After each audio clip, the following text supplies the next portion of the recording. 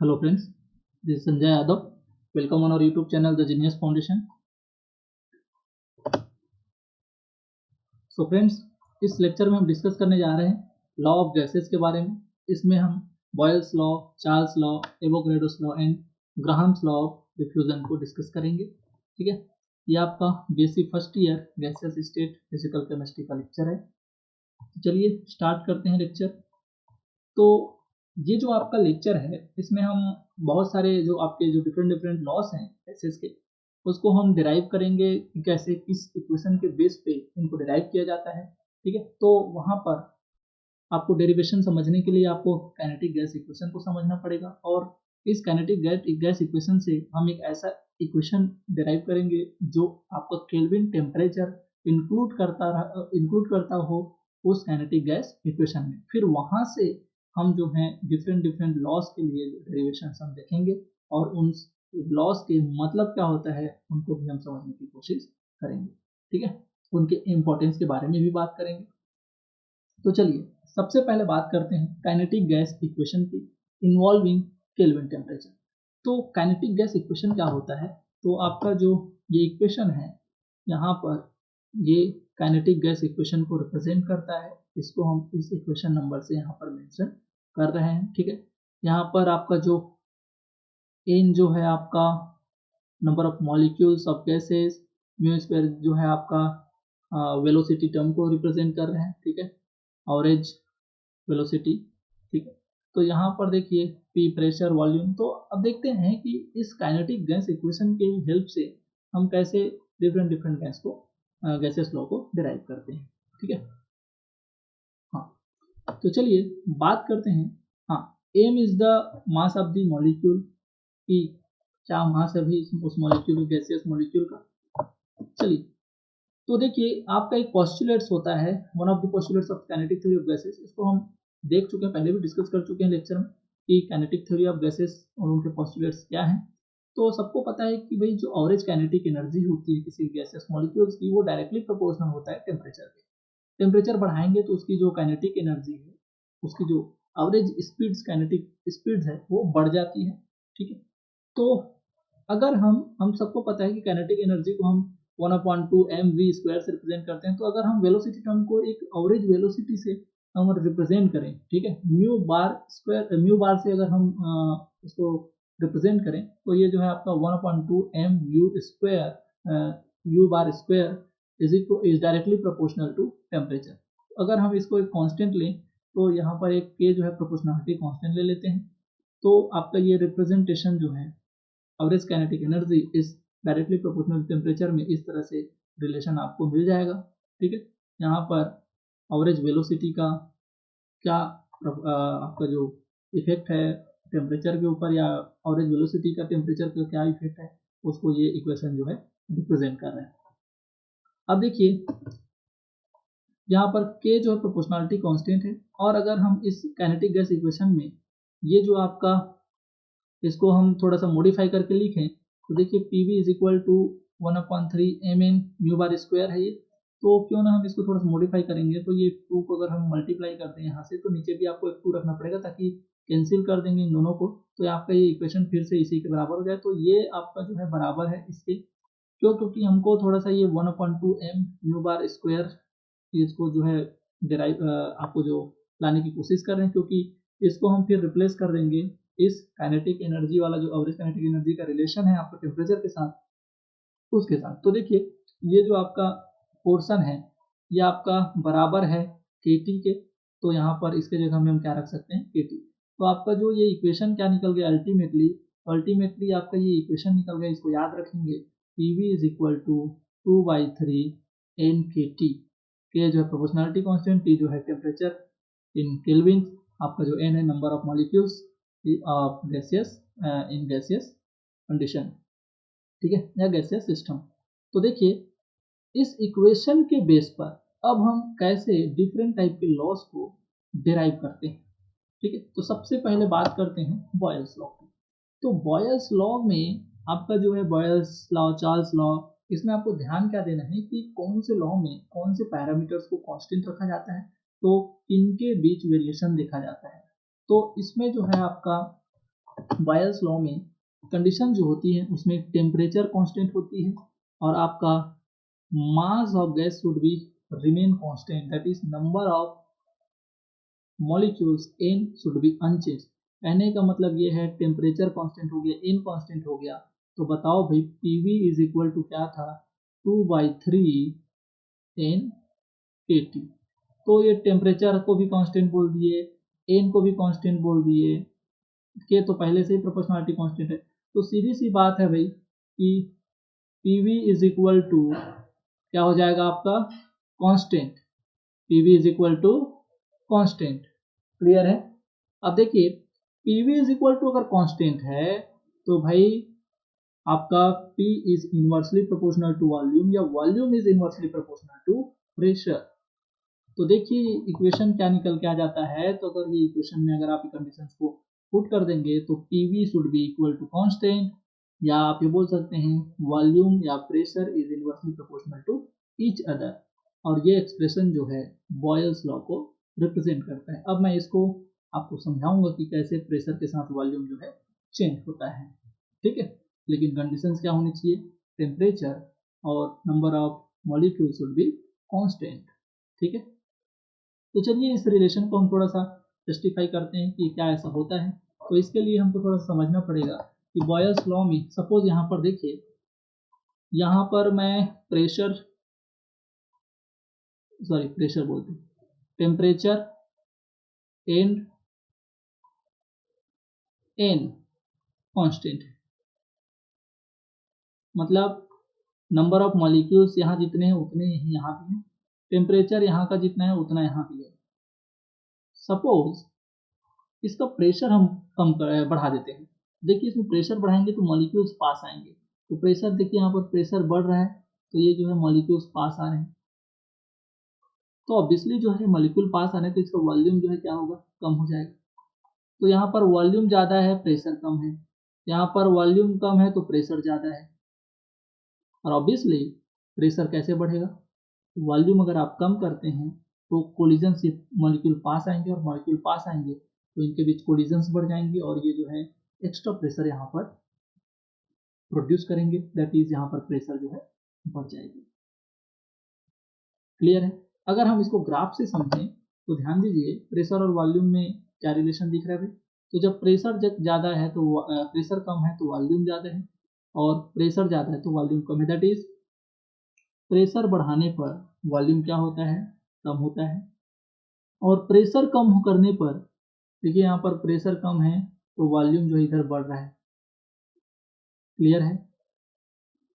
अब देखिए इनमें रिलेशन क्या होगा, तो भाई सिंपल सी बात है P1 इज इक्वल, चलो एक प्रोपोर्शनैलिटी कांस्टेंट ले लेते हैं, एक कांस्टेंट K ले लेते हैं, तो यहाँ पर V1, तो P2 के लिए क्या होगा K अपॉन V2,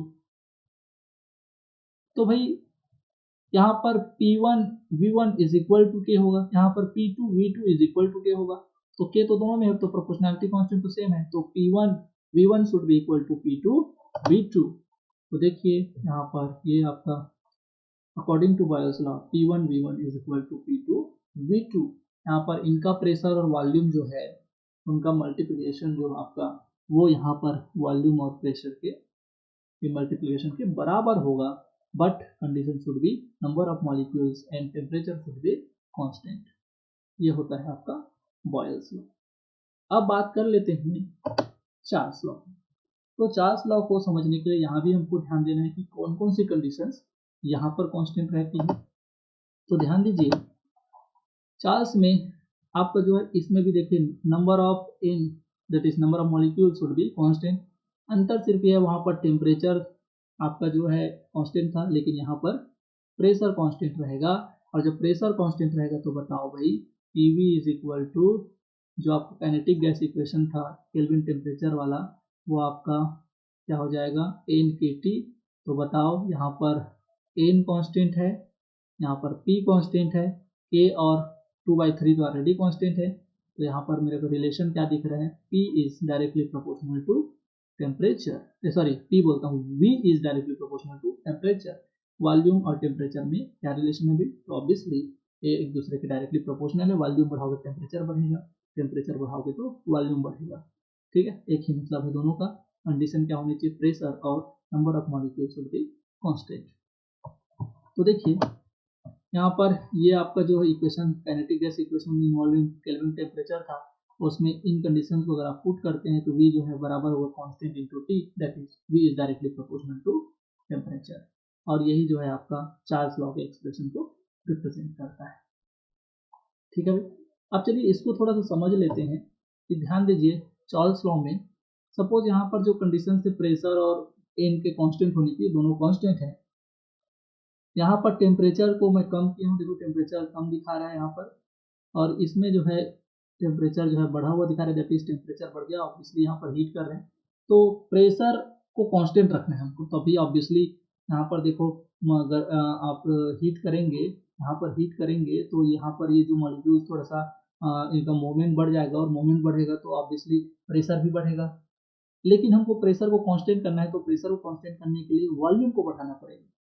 ठीक है, तो यहाँ पर देखिए अगर प्रेशर कांस्टेंट रहता है और उतने ही मॉलिक्यूल्स हैं, तो वहाँ पर टेम्परेचर को बढ़ाने पर वॉल्यूम क्या हो जाता है, बढ़ जाता है। और जब वॉल्यूम बढ़ जाएगा तो ऑब्वियसली यहाँ पर रिलेशन क्या है भाई, रिलेशन है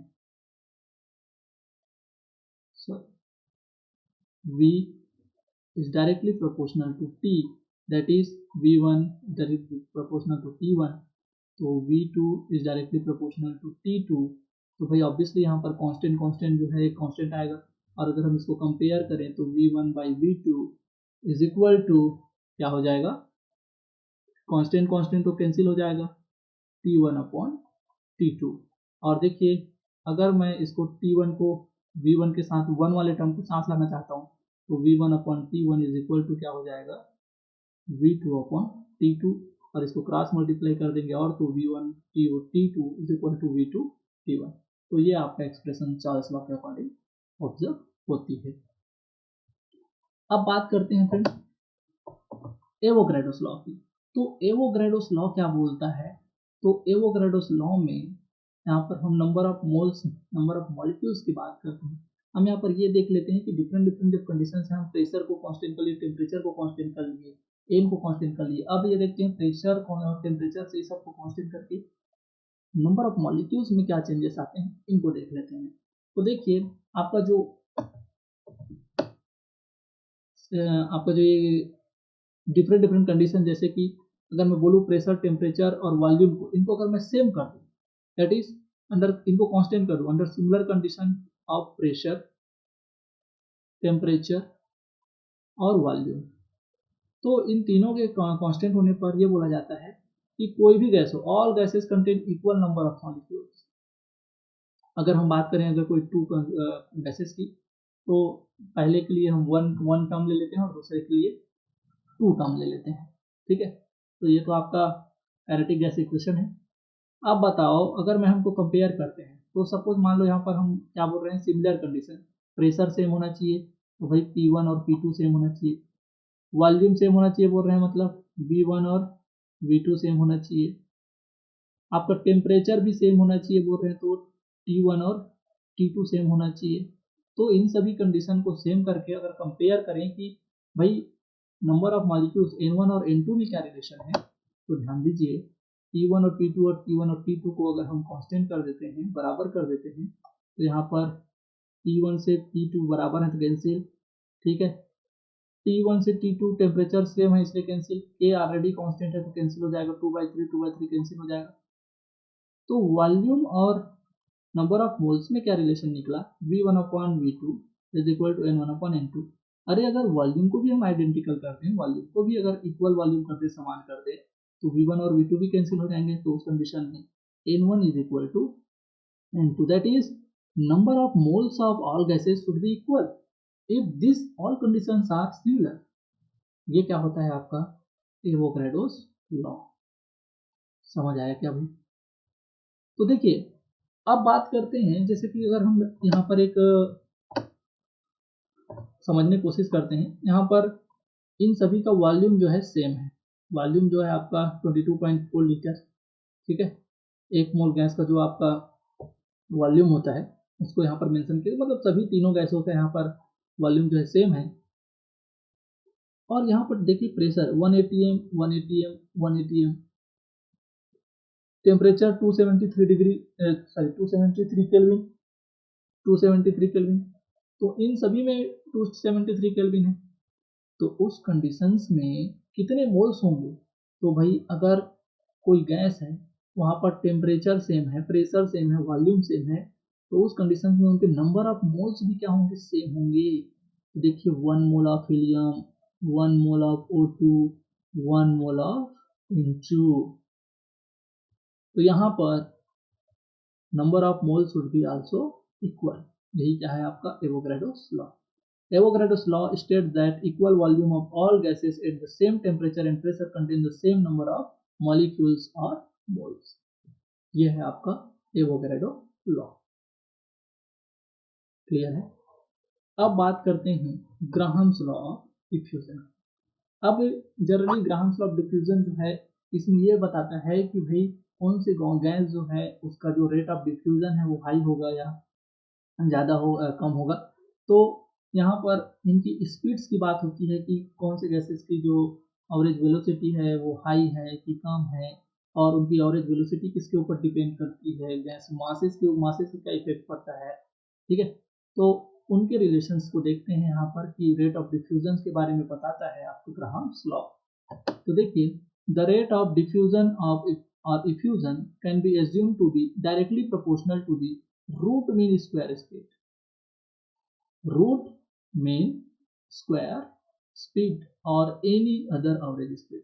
Thus, R1 upon R2 should be equal to under root of mu1 square bar square upon mu2 bar square। तो ये जो है आपका डायरेक्टली प्रोपोर्शनल है रूट मीन स्क्वायर स्पीड।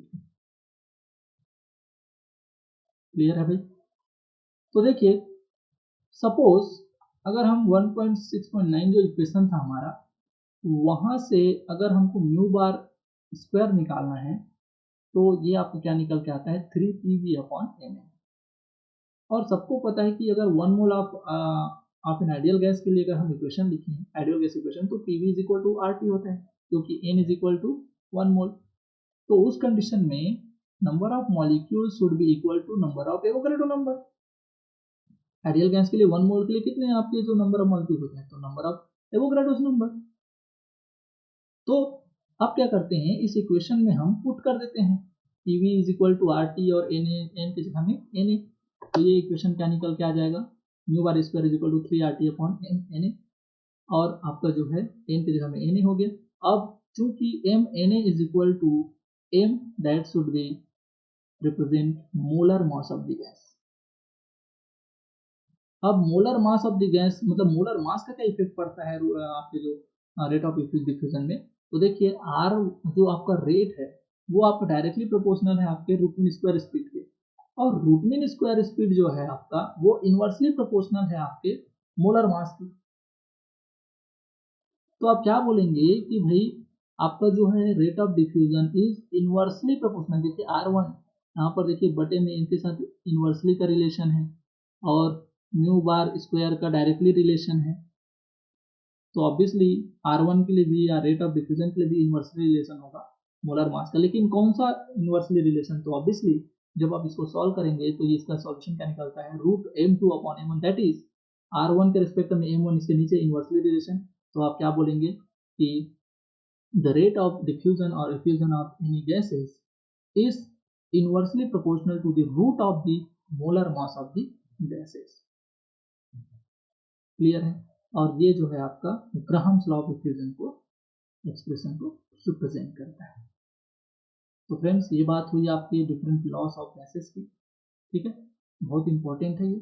इन्हीं एक्सपेरिमेंटल जो आपके लॉस थे, इन्हीं के लिए आपका जो है फिर थ्योरेटिकल मॉडल देने के लिए आपका जो है एक काइनेटिक थ्योरी ऑफ गैसेस को डिराइव किया गया, जो कि आपका एक थ्योरेटिकल मॉडल के फॉर्म में रिप्रेजेंट करता है डिफरेंट आपके लॉस को। और जनरली ये सभी जो लॉस हैं वो आइडियल्स गैस जो है फॉलो करते हैं। ठीक है, कुछ ये इन लॉस के बेस में जो आपके काइनेटिक थ्योरी ऑफ गैसेस दिए गए हैं उनके कुछ पॉस्टुलेट जो हैं वो रियल गैसेस जो है फॉलो नहीं करती। तो ये थे इन गैसेस लॉ के importance. So friends, I hope कि आपको वीडियो पसंद आया होगा। वीडियो को लाइक कीजिए, ज़्यादा से ज़्यादा शेयर कीजिए। चैनल को अभी तक सब्सक्राइब नहीं किया तो जल्दी से चैनल को सब्सक्राइब कर लीजिए। Thanks for watching.